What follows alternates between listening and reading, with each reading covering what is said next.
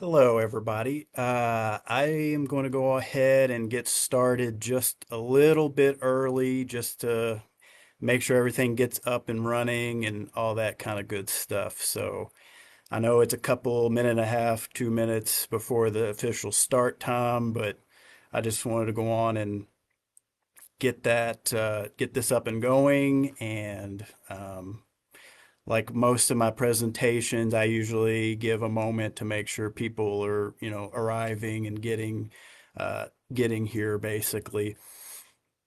So anyways, I this program today is going to be a little bit different than the other programs I've had previously and the ones I'll have in the future. Um, But anyways, I guess we'll go ahead and get started. My name is Daniel Ware, and I'm the genealogy librarian here at the Kentucky Historical Society. Today, I'm basically going to answer your genealogy questions if anybody has any. As soon as people stop by and they can comment onto this video if they have a mystery or if they have a question about just general genealogy, and I can try to answer it to the best of my ability. I also have a few kind of talking points, just to provide some tips, in case, I don't get a lot of questions, and I can still kind of provide some answers and tips for people that, may be able to watch this video later or, join this stream, and get some kind of information for their genealogy research. So yeah, so basically, I'm not going to have any kind of PowerPoint presentation today. It's just going to be me talking to you all and anybody that watches this video in the future. And so I guess we can go ahead and get started. Um, so first off, I guess I'll go ahead and just kind of start talking about some general genealogy information that you may not know or that may be useful to you. One of the first kind of key record types that I usually go and research, or that a lot of people go and research, are like the vital statistic records. That would be things like birth records, marriage records, and death records. Typically, Kentucky, as far as the vital statistic records go, they recorded between 1852 and 1910. And basically anything vital statistic record wise between that time frame, we here at the Kentucky Historical Society should have those records. Um, Now, there were periods between 1852 and 1910 where counties did not record vital statistic records, unfortunately, or records were destroyed through courthouse fires and things like that and other, accidents and problems.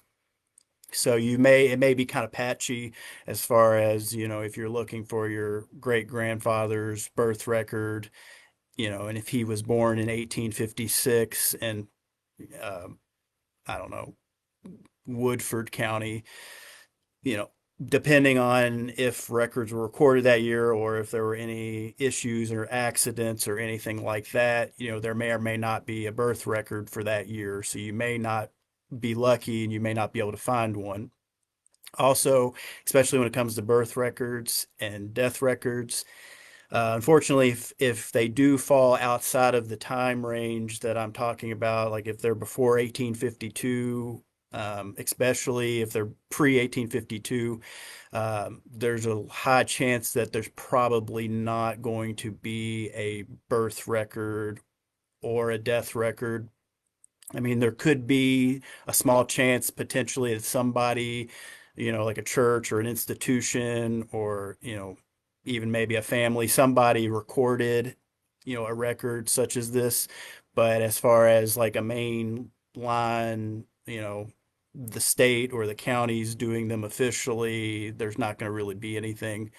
Um, Now, when it does come to birth records, Sometimes, because this falls into another section that I usually try to help people, or I try to think up on my own when I'm researching for other people, and those are alternate paths or alternate records, because that is a way that you sometimes can get past a brick wall, or that you can, um, if you're just getting stuck, that's a way you might be able to get around, a certain hole in your research. Um, and so one such alternate path that I would suggest, especially when it comes to birth information, could be, a church record or a baptismal record, because you might be able to find a birth date for your ancestor that way, or at least learn kind of generally what their age was at the time of their baptism. Um, and so, I know unfortunately it's not necessarily a birth record, but at least, it might give you some of that information and help you fill in that hole in your research, get past that brick wall. And same with death records. There may be a church that they went to, and if you look through that church's, their registers and things like that, they may include listings of who died, what year, and what they died of. And, you may learn where they're buried at. You may be able to find, information about them, death information about them through, their, cemetery records as well. And so, a lot of times that can be very useful as far as, kind of finding alternatives and things like that. Now, when it comes to birth or death records that are after 1910, typically you'll want to go to the Office of Vital Statistics as far as Kentucky goes, because they get that's when we have the official certificates and things like that, and when it becomes a main statewide, nationwide thing. And so basically they're going to be there, so you'd have to contact that institution as far as that goes. Now, marriage records, they're a little different. There's a little more room to figure things out as far as marriage records go, because you can find like marriage bonds and certain marriage records pre 1852, thankfully. So that one's a little easier. And, when people are requesting marriage records that I have to help them with, that's a lot easier to find, because those will at least go back further. Um, I've seen some for, going back to like 1790s, 1780s, as far as, Kentucky slash Virginia records and things like that. So that can, at least there's a little more working room when it comes to marriage records. Um, so yeah, those are basically the main three records that I usually suggest people check out first, or that people kind of naturally gravitate towards first, usually, because they're trying to find a birth of a great grandfather, or the marriage of their great great grandparents, or something like that. That's usually kind of a one of the earlier first steps as far as records go. Um, Another record type that I usually suggest would be a census record, because that will kind of help you keep track of where your ancestor may have been at a certain given time. And it could, especially if it's the 1850 census or later, you get to actually see a whole household. So then you can see, oh, my ancestor was living with their parents, here in this particular county at this particular time. And you can kind of learn, who their parents were if you didn't know that for sure, or you may learn who some of their siblings were if you didn't know that. And sometimes, I've seen later on when, the parents get older, you know, they may end up moving in with like the eldest son or the eldest child in their family. So then you can kind of, in the reverse way, find somebody, who their parents were based on, the older individuals that may have been living with them at a particular time, in a census. So finding a census could also kind of help lead you in new directions, especially if you are getting stuck. That's another one that I do recommend searching a lot, are the census records, even the older ones where you just see like a head of household, because that head of household, could be your ancestor's father, or it may be the ancestors that you're searching for, themselves. And so you can kind of, I use them a lot also to kind of help me follow where a person may have migrated to or from, and I may be like, oh, okay, they're in this county during this time period, and now they're in this county during this time period. And I do want to also forewarn also that, if you see your ancestor, within like within two different, back-to-back censuses, they may be in two different counties. They may have not ever technically ever actually moved. That is another thing is with a lot of the, growth of the state over the years and, the continuing expansion of counties. So, they may have always stayed in this one particular spot for their entire life, but, the counties changed and, so where they were 10 years before may have been one county, but then it became a part of another county by the time the next census popped up. So you always have to keep that in mind as well. Um, and so, that also comes into the, migration and following your ancestor. You may also want to use maps or atlases, which we do have those as well here at the Kentucky Historical Society, along with several other records. And I know I've found certain atlases that relate to certain counties. Now, they do technically touch upon like a specific year or a specific time period. So if you are looking, in a different time period, it may not be as much help to you. But I know, for example, we have I believe it's 1882. Um, it is an atlas for, I think, Henry and Shelby counties. And what I like about it is it does show the different districts and it shows the homesteads and it'll give you the names of who was living where. And also there are certain pages that will have like little charts basically. And these charts will will tell you like what their name was. It'll give you like their occupation. It'll basically give you like a date of like the nativity of when they first settled at that particular place. So, for example, in that 1882 atlas, John Smith might have been living in Henry County in that specific spot. He's living there in 1882 and he settled there in 1830. And so it'll say like his nativity date of when he first settled there was 1830. So you kind of get an idea of how long he's been there. And, if you're looking for your great uncle John Smith, you can kind of use those date points to kind of pinpoint them in a particular location. And then if you're looking for them before 1830, then to kind of start looking elsewhere. But you can kind of pin them down. Um, and it's just, it's really interesting, just that kind of information. So, sometimes looking in atlases and maps and things like that, you may find, you know, time periods that your ancestor lived in a particular place, and that can help you with migration, patterns that your ancestor may have had.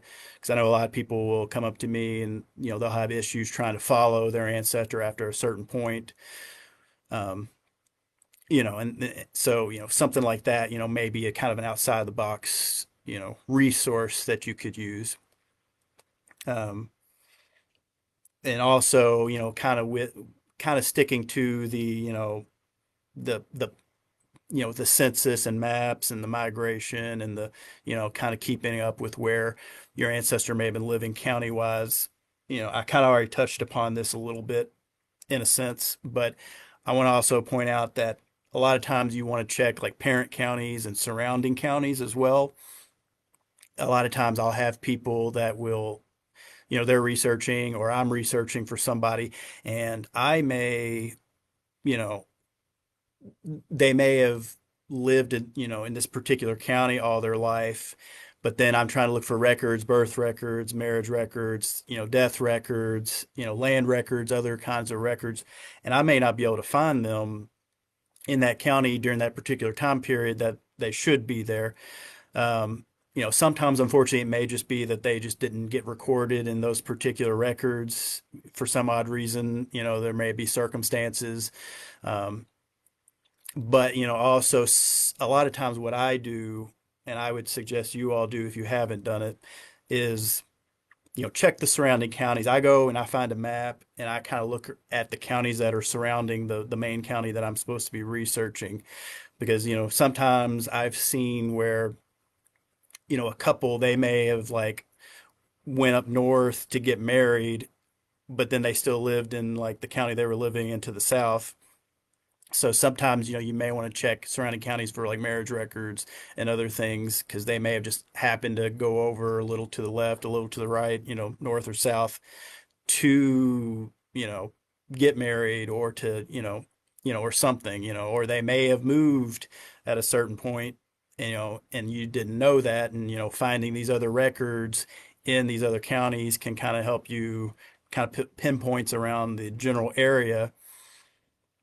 Um, and and things like that. So sometimes I do that quite a lot. Even if you know I don't I don't do this to doubt other people's research, or if they have told me, oh hey, they were born here or they died here. I just like to exhaust all my options a lot of times.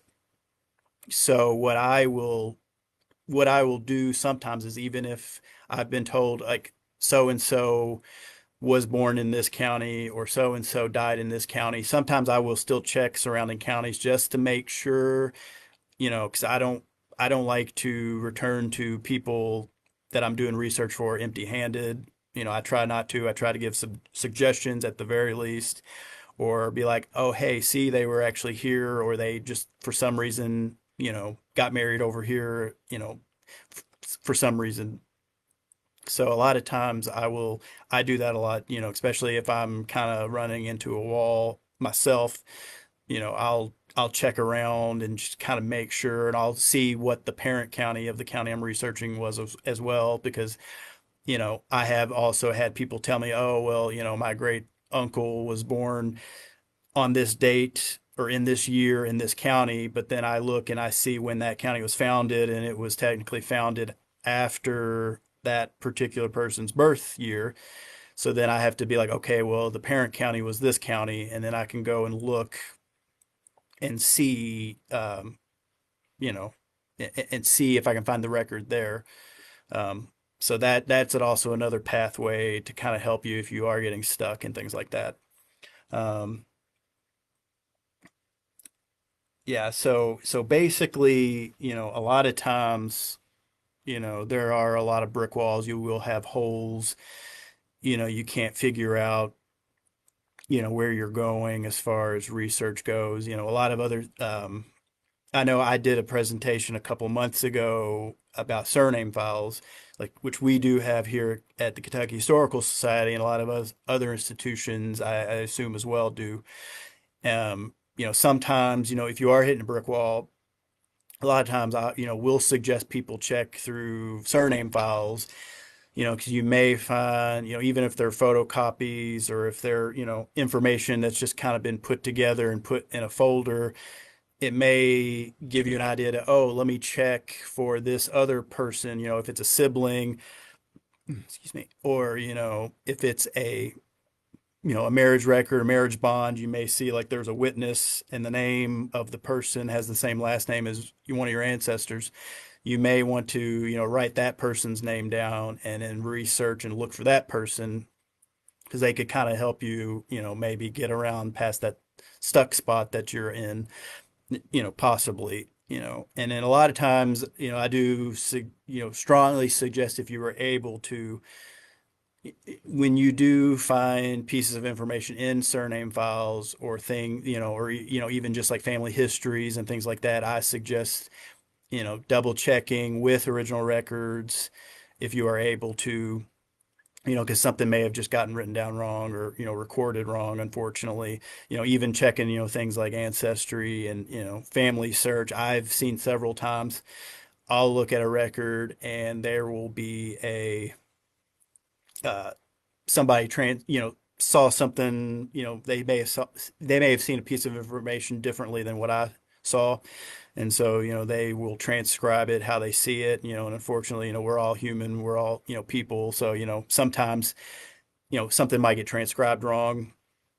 I know I was doing my own, family research a few years ago, and I found somebody in in part of my family tree. I can't remember now exactly how he was related, but they had him written down on a census, I believe, as being like age 8. And I went and actually looked at the image of the actual census, and he was either 80 or 81. It was a 0 or a 1, because there was definitely like a 1. So I can't tell if they were putting a 1 over the 0, or if what happened there. But, from what I could tell, he clearly was, around 80, 81, which is a really big difference than being 8. So, I guess somehow that person that transcribed the record, I don't know if they saw that as like somebody scribbling something out, and so they thought it was just an 8, or they didn't see that 0/1 or what. But, sometimes, you see things like that. And so it is good to like try to find the original record and to double check, and to also, compare, if you find certain pieces of information, you find certain names, to find these other records and see if those records, provide, similar information, or, if things line up, because sometimes you may find something somewhere and then look in somewhere else, and, things aren't, they're not going equal, there's that kind of issue. So it is always good to, as you are researching, especially if it's not an original record, or if it's a photocopy, or if it's something online, to double check and, make sure things line up, and that kind of stuff. Um, yeah, and a lot of times, some other ways, other useful pieces of information are, you could potentially, if you're lucky, follow your ancestor back to like their original country and things like that. Sometimes that's, not that easy, or it's not always the case. But, if you can find the right records, and I know here at KHS we do have, um, like like we do have lists of like passenger lists of people that did come, from, Europe or other countries, and things like that. So sometimes I will point people there, if they are that far back enough to where they need something like that, and, that might help them see, oh, okay, my ancestor came from this country originally, and then you may be able to kind of follow them back over that way somehow. Um, but yeah, so yeah, pretty much a lot of other alternate paths. I'm trying to think of some other alternate paths that, could be useful. I mean, military records, definitely, if you can find like pension records, I mean, not to mention the fact, a lot of times I like to stress that, besides just finding, the just the information of like, oh, they were born here, they died here, they got married here. I also like when you're able to find things that kind of tell a story about your ancestor, and kind of fill out their life story, as I like to say. Um, so, sometimes, even finding other records like military records, you may learn, oh, okay, my ancestor fought in this particular war, or they were in this regiment, or, things like that. So, it can kind of help you understand your ancestor a little more, and be like, oh, okay, they did this or they did that. You may also find, especially if you go into an archives, you might find like a diary or some kind of written record that your ancestor recorded, which could also be really useful, and you can learn more about them. You might be able to, sometimes some diary entries, you may learn how the weather was on this particular day, and, or what was going on, in politics, or, with the government, or with, just daily life, or, there may be a letter that they wrote to a family member. And so you can kind of learn more about your family that way, if you're lucky, you find some kind of record like that. I'm trying to think what else as far as alternate records. I kind of talked about some other ones as I was talking about, like vital statistics, especially. Sometimes you may find cemetery records that can give you like a birth date or a death date, and then you might be able to kind of research based off of that information. Sometimes you may be able to go to the cemetery itself, and, there may be records that are kept there that may be able to tell you more information. That, not is not necessarily always the case, unfortunately, but you never know. Um, there's also land records and deeds. I kind of briefly mentioned that earlier. Sometimes I'll look for, land records or deeds too, especially if I'm trying to pinpoint a individual in a certain place at a certain time.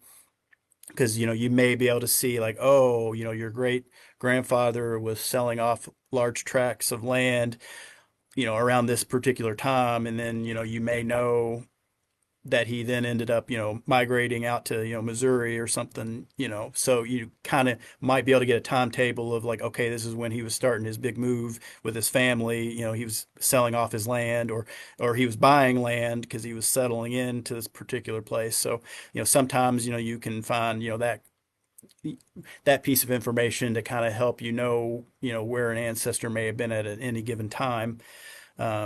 Sometimes, especially if you're looking for female ancestors and you're looking for, her maiden name, because I know that's really difficult. Even like a deed or a census record, you may be, well, especially a deed, you may be lucky because sometimes I have seen certain land records where it'll be, John Smith and his wife, Mary Smith, sold land to, so and so sold land to John Smith and his wife, Mary Smith. And, you may be able to figure out that, that other individual may have, a name that you recognize. And then, you might be able to kind of put two and two together to figure out that that might have been, your female ancestor's father, that, he was selling land to you and your husband, or, something like that. Um, and a lot of times, and this is more kind of just general genealogy information I've kind of learned over, looking into things in the past. But, especially with trying to find your female ancestors' maiden name, you could also double check, look for the name of, like her children and names that are passed down in the family, because sometimes that will be, um, sometimes you might see a name, a middle name, or, a first name that was, passed down, and that could be, her maiden name potentially. I have seen things like that too. So, you can double check, family lines and see the names of children and see if there's like a particular, especially if it's a very distinct looking name, and it gets passed down a lot, there's a strong chance that that could have been, a female ancestor's maiden surname. Um, So, it doesn't hurt to check that. Um, Let me see. Okay, but anyways, so yeah, so those are kind of some good general pieces of information, I would say. Oh, okay, I actually do have somebody. Okay, all right. So somebody has asked, okay, they are having a hard time finding anything on their great grandfather, his last name Jump. Um, I mean, I would say a lot of times if you're able to, so you're just not able, I guess, to find like anything at all. Um, because I say I know a lot of times if you can, like, if you were able to find like an institution, because I know there are surname files that people can usually look at. Um, Now, there are also institutions that will, like ourselves, we do provide research services. Now, that is you would have to fill out a research form and there would be a fee, um, which you can always contact me after this is over, because then I could kind of give you more specific information as far as like contacting us and, how you would go about that. I mean, in general, um, trying to think. Let's see. So anything. Okay. So what what like so you like what time do you kind of have a general idea of time period that he lived or like what county or anything like that? Because a lot of times I would suggest, especially if you at least know kind of the county that he may have been born or he lived in at a certain point, even if it's not whether he was born or died there. Sometimes it's a good idea to check with that county. A lot of counties will have public libraries or courthouses that do keep records as well. And you can always check it in those locations, or they may have their own like local historical society as well. So sometimes you can check those places and they may, you may be able to find something there. Um, but, um, but yeah, but yeah, I mean, just kind of in general, I mean, I would try to look for any kind of vital statistic record if you're able to, or a surname file. Uh, but yeah, it would be easier if you are able to kind of have at least a general idea of like a county you think he may have lived in, even if you don't know for sure. That's another thing I try to tell people when they are stuck looking for an ancestor. Because I do know a lot of people, unfortunately, there's not a lot of information for certain ancestors, and you may not know particular dates or even counties. Um, but if you kind of have an idea, a general, like he may have been here, he may have been there. Sometimes you can check like the courthouses of that particular county, um, and things like that. Um, yeah, because yeah, yeah. Sometimes, unfortunately, it is kind of difficult to really pinpoint. Yeah, I'm trying the best I can to answer any of these questions, and I do apologize if it's not as like in depth as it could be. It's just, yeah, unfortunately, sometimes, yeah, you hit those exact particular rocks, and it is, kind of it does get kind of tricky. Um, but yeah, a lot of times, as I've been saying, if you can just kind of, I would also look at alternative records, like if you haven't found anything as far as, a birth record or a death record or a marriage record.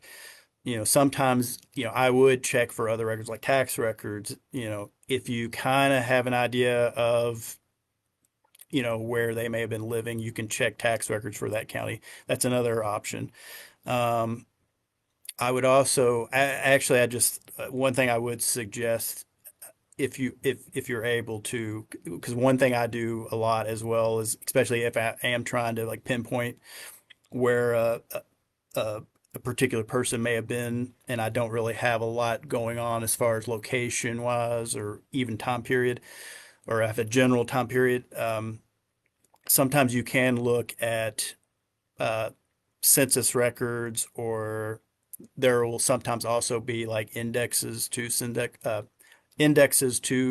records, which will just have like a big list of everybody basically who lived, like in 1810 in Kentucky, and it'll basically alphabetically by last name, it'll show you, you know, if they were on a census in 1810 in Kentucky, it'll tell you what the county name was that they were living in and things like that. So sometimes if I don't have an exact area of knowing where a particular person is, so with your great great grandfather jump, if you're able to kind of just find like just like the Kentucky, census index, and it's not necessarily tied to like one specific county, it's just like all encompassing of Kentucky, and then you can kind of look in his last name, and then you might be able to at least kind of pinpoint him as far as county wise at least.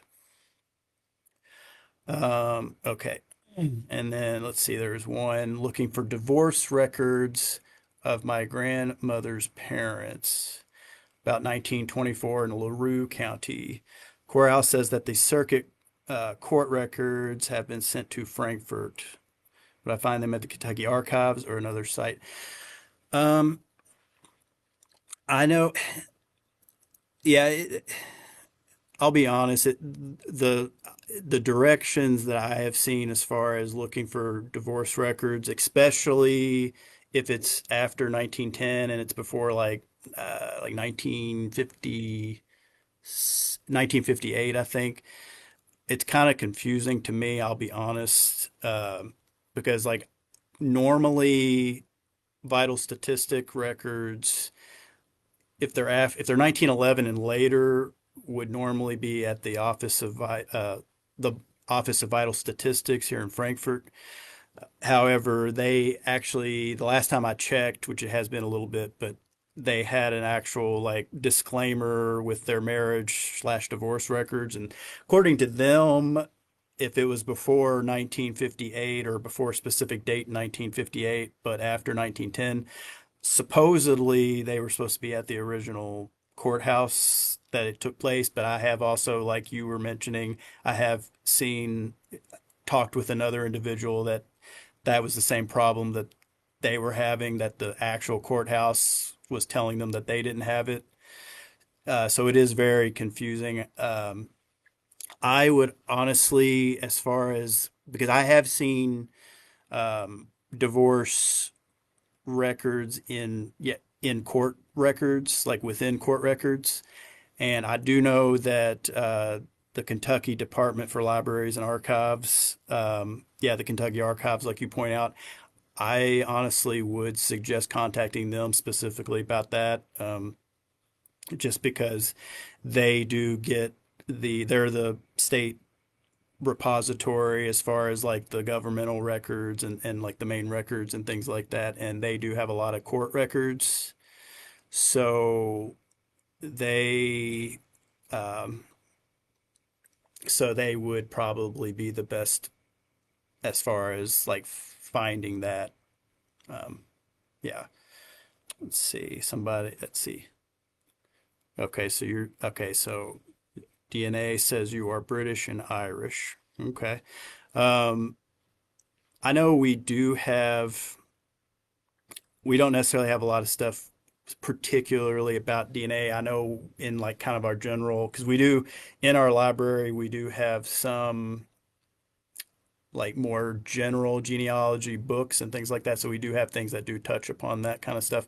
And I do believe in like our reference section, we do have um, like uh, passenger list books that are more specific to, I think Irish maybe. I can't remember. It's been a little while since I've looked directly at those. Um, but yeah, yeah. If you can, and then sometimes also I have noticed quite often, especially in like surname files, we will have um, um, it'll be like kind of a, I'm trying to think of the word for it. Like it'll be like a document from like a family. I don't know if it's like a family history. It's kind of one of those where it'll show like a family crest and it'll kind of give you a little history of that family name.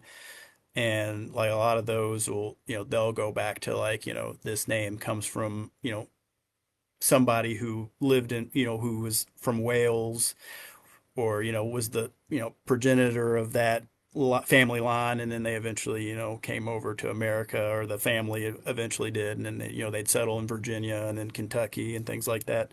um, so yeah, sometimes if you are able to get your family back far enough, which if you're able to find the parents of the parents of the parents, and that kind of thing, sometimes you are able to get back far enough to see if they came from you know, Great Britain or Ireland, or, Europe or wherever. Um, but yeah, and it's always interesting. I know that, yeah, DNA tests and stuff, I know that's a really popular, and it's really interesting too, because I have gone and like attended uh, other people that are more knowledgeable on, DNA, when that kind of stuff, it is really interesting to kind of learn about that, and the different percentages and things like that. Um, so yeah, that it's always interesting when you can, and a lot of times, if you do learn kind of what your DNA, stems from, not to say that that's a definitive thing, but you that could kind of help point you in directions as far as your research, like, oh, I know, or I potentially am descended from this particular, group, and that might kind of help point you in certain directions as far as, research or books or other materials and, things like that, and, locations that you may want to, point, yourself in that direction. Oh, phew. Um, I think I'm going to start kind of going over some final housekeeping pieces of information just for uh, future presentation and things like that, just to so you'll know when the next one is, and how to contact me and things like that. I'll start winding down.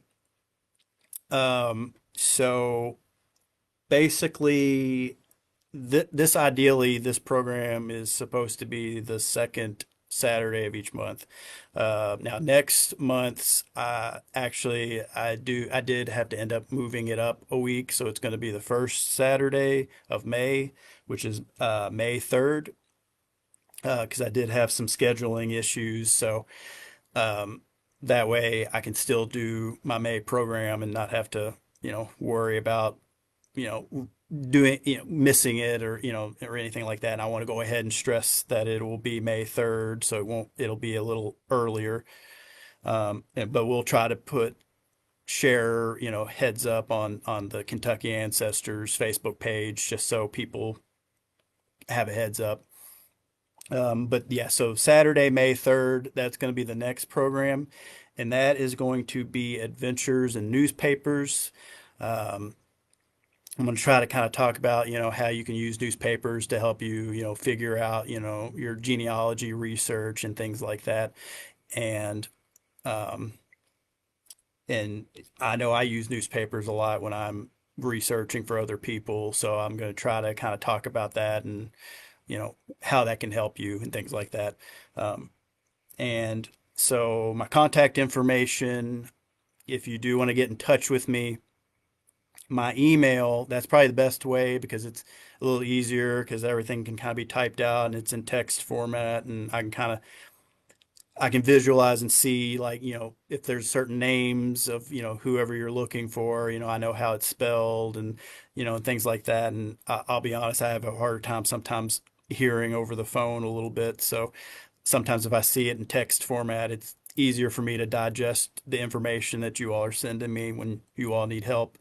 Um, so my email is Daniel, Daniel, dot ware, Ware, at ky dot gov. And I will also provide my office phone number, because I mean, I still do take phone calls. I'm not saying you can't call me, but I'm just saying, these are both your options, whichever you're more comfortable with. My office phone number is 502-782-8098. Um, like I said at the beginning, my name is Daniel Ware, and I'm the genealogy librarian here at the Kentucky Historical Society. Worst case scenario, if for some reason you're not able to get a hold of me by my email or my office phone number, if you just call the Kentucky Historical Society's main phone number, and you just basically request to speak to me, they'll be able to patch you through. Um, and so anyway, so yeah, if anybody has any questions on, as far as, needing help, if I can answer a question on the fly, or if anybody needs, me to do research for them, I can, you can contact me, and I can kind of fill you in on information as far as how, we could go about that. Um, and so, yeah, this is going to be it for this month. And like I said, May 3rd, that Saturday, that first Saturday in May will be the next one, and it'll be in relation to newspapers. I do thank you all here that did join me. And if you do still have questions after this stream is over, you can still put in questions into the comments. And I do appreciate and thank you all who did comment and ask questions. Um, and yep, that'll be it. Thank you all, and you all have a great day. Bye bye.